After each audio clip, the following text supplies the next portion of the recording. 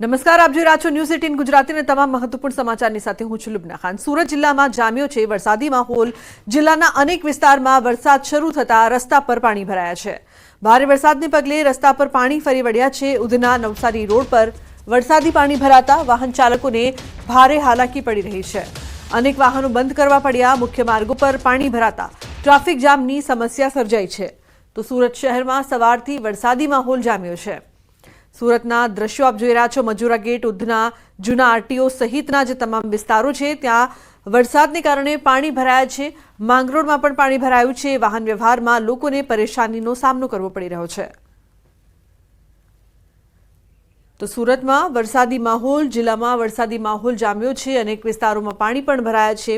ઉલ્લેખનીય છે કે એક વિરામ બાદ એકવાર ફરી મેઘરાજાની સુરતમાં પધરામણી થઈ છે। जो कि रस्ता पर पाणी भराता वाहन चालकों ने भारी हालाकी पण भोगववी पड़ी रही है।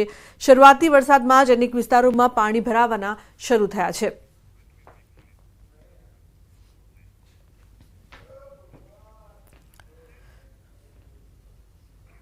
तो सूरत में जाम्यो छे वरसादी माहोल। वरसादथी रस्ताओं पर फरी वळ्या छे पाणी। मजूरा गेट विस्तार में पाणी भराया छे।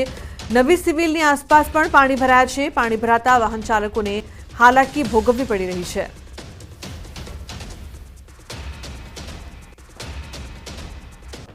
हवामान विभागनी आगाही वच्चे सूरतमां शरू थयेलो वहेली सवारे वरसादे धीरे धीरे पोतानी गति वधारी हती। दृश्य सीधा जोई शकाय छे।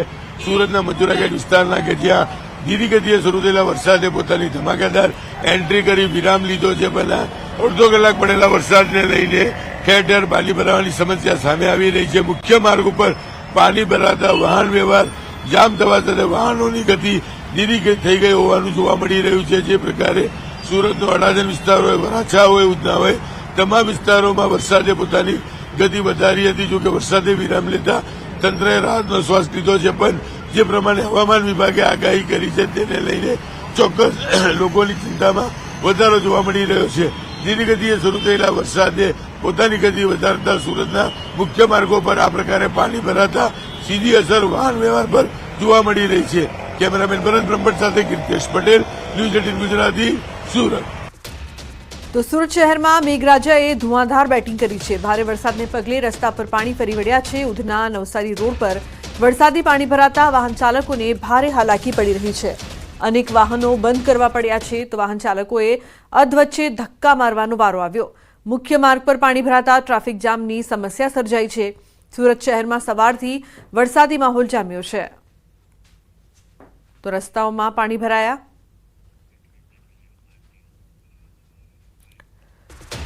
तो सूरत शहर में धोधमार वरसाद खाबक्यो छे। वरसाद वरसता नीचाणवाड़ा विस्तारों में पाणी भराया छे। जूना आरटीओ वासे वरसादी पाणी भराया छे। हाल चाली रहेल मेट्रो प्रोजेक्टना कारणे पाणीना निकाल नथी थई रह्यो, जेने कारणे वाहन चालकोने मुश्केली भोगवવાનો वारो આવ્યો છે।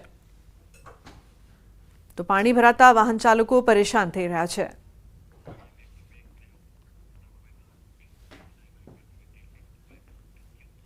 तो सूरत में सवारथी वरसादी माहोल। सूरत शहर उपरांत जिला में छूटो छवायो वरसाद शुरू थयो छे। માંગરોળ तालुका पंथक में अचानक वरसादी माहोल जाम्यो छे। कीमचार रस्ता, भातकोल, पालोड़, सियालत सहितना गामडाओं में वरसाद, काळा ડિબાંગ वादळों साथे वरसाद वरसी रह्यो छे। वरसाद वरसता वातावरण में ठंडक प्रसरी छे। तो वातावरण में ठंडक प्रसरता लोकोने गरमीथी मळ्यो छे छुटकारो।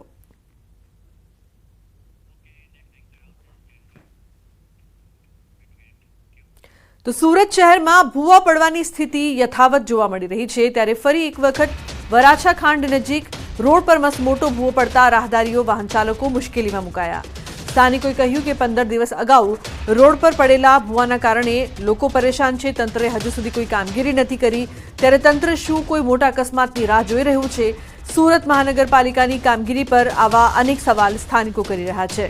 ताजेतरमां रोड वच्चे भूवा पड़ता 3 लोको भूवामां खाबक्या हता। वहेली तके भूवानुं समारकाम करवानी शहेरीजनोए मांग करी छे।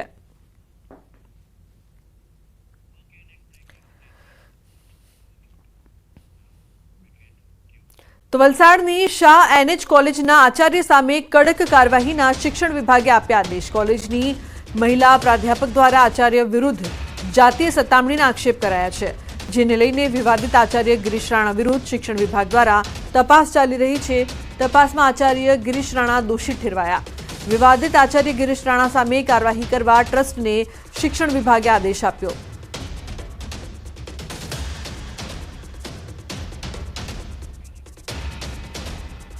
તો કેન્દ્ર સરકારની ટીમે જિલ્લામાં જામનગરમાં અતિવૃષ્ટિથી થયેલ નુકસાની અને રિસ્ટોરેશનની કામગીરીની સમીક્ષા કરી છે। કલેક્ટર ભાવિન પંડ્યાએ ટીમના સભ્યો સમક્ષ પ્રેઝન્ટેશનના માધ્યમથી જિલ્લાની અતિવૃષ્ટિ અંગેની વિગતો આપી। ભારેથી અતિભારે વરસાદના કારણે થયેલા વ્યાપક નુકસાની અંગે ભારત સરકાર દ્વારા ઇન્ટર મિનિસ્ટ્રીયલ સેન્ટ્રલ ટીમની રચના કરવામાં આવી છે।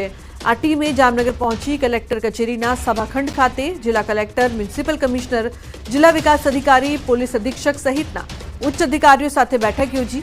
કેન્દ્ર ટીમે અતિવૃષ્ટિથી સમગ્ર સ્થિતિની સમીક્ષા કરી નુકસાનીનો સર્વે કરી કેન્દ્ર સરકારને રજૂ કરાશે।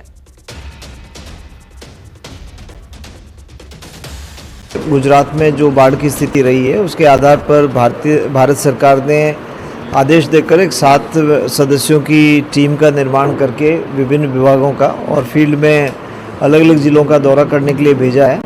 तो हमने बड़ौदा, खेड़ा, आनंद, सुरेंद्रनगर होते हुए हम जामनगर आए हैं। जामनगर, द्वारका देखते हुए दूसरी हमारी एक सब टीम है वो भुज, कच्छ वगैरह एरिया में भी गई हुई है।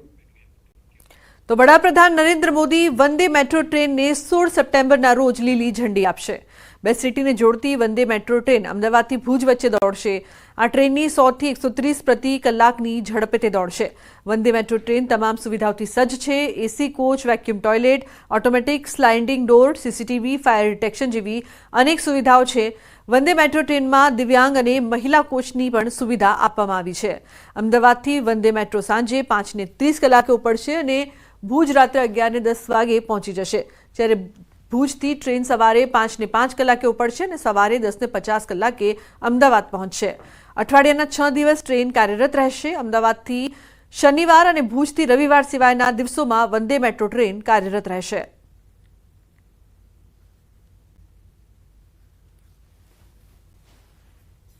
सप्ताह में 6 दिन ये ट्रेन भुज और 6 दिन अहमदाबाद से चलेगी। शनिवार को यह ट्रेन अहमदाबाद से नहीं होगी और रविवार को यह ट्रेन भुज से नहीं चलेगी। रीजनरेटिव ब्रेकिंग एनर्जी सिस्टम है, तो गाड़ी जब चलेगी और गाड़ी के साथ जब ब्रेक लगता है तो ये गाड़ी अपने आप जो है वो बिजली पैदा करती है जो गाड़ी चलने में मदद करेगी और ये एनर्जी एफिशिएंसी में आता है। तो वडाप्रधान नरेंद्र मोदी 15 સપ્ટેમ્બરે ગુજરાત પ્રવાસે આવી રહ્યા છે, ત્યારે ગાંધીનગરના મહાત્મા મંદિર ખાતે 4th global renewable energy investors meet અને એક્સપો 2024નું આયોજન કરવામાં આવ્યું છે, જેનું પીએમ મોદી 16મી સપ્ટેમ્બરે ઉદ્ઘાટન કરશે। 3 દિવસ માટે આ સમિટનું આયોજન કરવામાં આવ્યું છે, જે 2030 સુધીમાં ભારતના નવીનીકરણ ઉર્જા ઉત્પાદનને 500 ગીગાવોટ સુધી વધારવા મહત્વપૂર્ણ બનશે।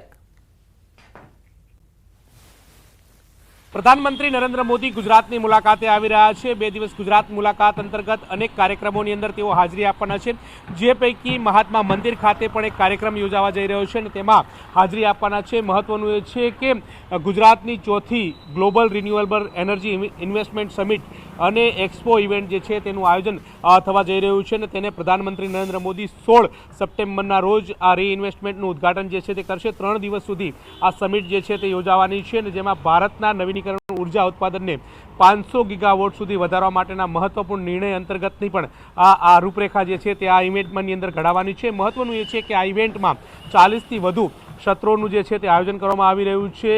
115થી વધુ B2B મીટિંગ્સ જે છે તે પણ ઉજવવાની છે અને 25,000થી વધુ પ્રતિનિધિઓ જે છે તે આ સમિટની અંદર ભાગ લેવાના છે। 200થી વધુ સ્પીકરો જે છે તે પણ ભાગ લેવાના છે। વિદેશના અનેક દેશો જે છે તે પણ આ ઇન્વેસ્ટમેન્ટ સમિટ જે છે તેમાં સહભાગી થવાના છે અને સાથે સાથે ગ્લોબલ એનર્જી ક્ષેત્રે કેવી રીતે આગળ વધી શકાય તે અંતર્ગત પણ ચર્ચા રૂપરેખા જે છે આ ઇન્વેસ્ટમેન્ટ સમિટની અંદર ઉજવવાની છે।